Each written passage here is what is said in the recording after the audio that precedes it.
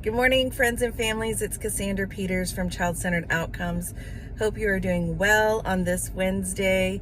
We are about to round out the last 2 days before our kids typically go on break, and some of us are getting out later than others, so it may not be till next week that you're out. So hopefully these tips will find you well. And the one that I'm bringing you today really isn't directly related to just special needs kids. It really is about the topic of bullying.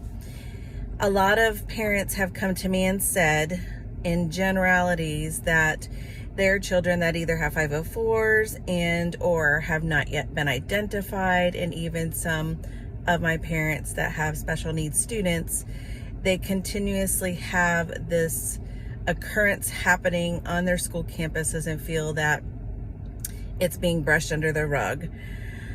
So there's a lot of legislation around that and reporting on how we should be doing that. However, one of my parents was concerned because the request was made to have a discussion at the table about the interventions being used and if they could talk about the bullying that's happening and how to man their child with appropriate techniques and skills to be able to advocate for themselves.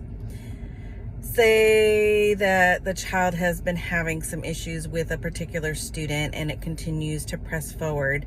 One of the biggest things that we can glean from this is that we want to make sure that we are addressing the situation head on, that administration is aware of it, that reports have been done and an investigation has been completed.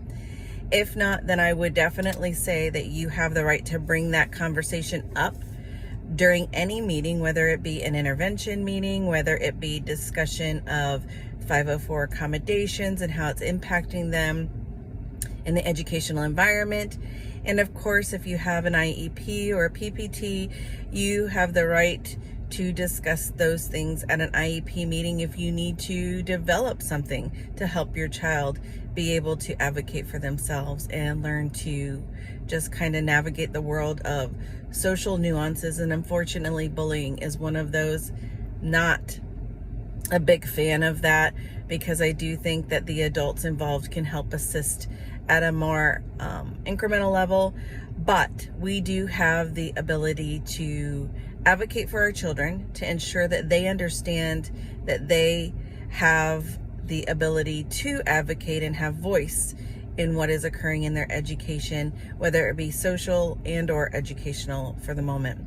This is a pressing hot topic because a lot of people in different areas across the nation that I've heard are asking to talk about this in an open forum where it can be heard and problem solving can be done.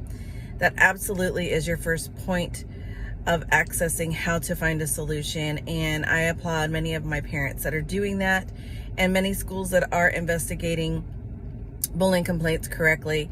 We need to accommodate and accomplish the same kind of things that they're doing there and replicate that as well. Again, I do have a website, and so if you are in need of services and need consultation, please reach out at www.childcenteredoutcomes.com. I hope this message finds you well. Enjoy your Wednesday. And this was tip number 8, bullying. Can it be discussed in any forum? My answer to that is yes. If it concerns your child, then it's a conversation worth having. Make it a great day. Have a good one.